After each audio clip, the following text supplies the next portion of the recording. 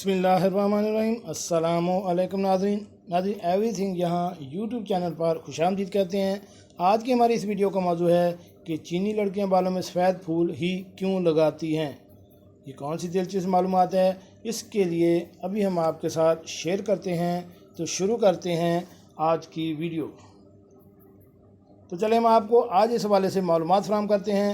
اگر چین میں کبھی کسی لڑکی کو بالوں میں یا ہاتھ میں سفید پھول پہنا دیکھیں تو سمجھ جائیں کہ اس کے والدین اب اس دنیا میں نہیں اور وہ بن ماں باپ کی لڑکی ہے۔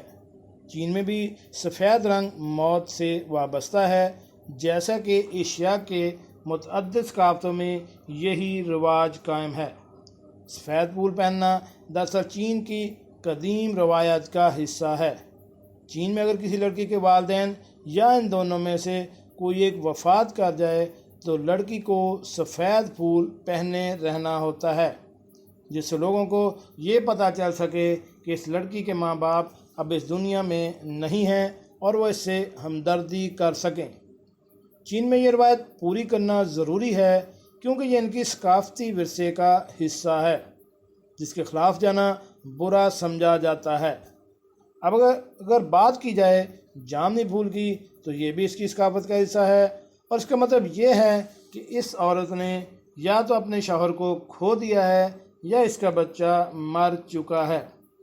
تاہم مسلمان اس خوبصورتی کی علامت ہی سمجھ سکتے ہیں، کیونکہ دین اسلام اور اسلامی روایات نے عورتوں پر ایسی کسی قسم کی پابندی نہیں لاگو کی جس سے وہ شوہر یا کسی اور کے مر جانے کے غم کو ساری زندگی خود سے منسلک کر کے رکھے اور دکھ میں مزید اضافہ ہو۔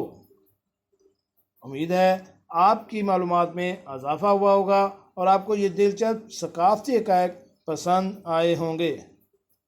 تو ہمارا اس چینل ایوری تھنگ یہاں کو سبسکرائب کریں اور ساتھ بیل آئیکن کا بٹن بھی پریس کر دیں تاکہ ایسی دلچسپ معلوماتی ویڈیو آپ کو بار بار ملتی رہ سکیں۔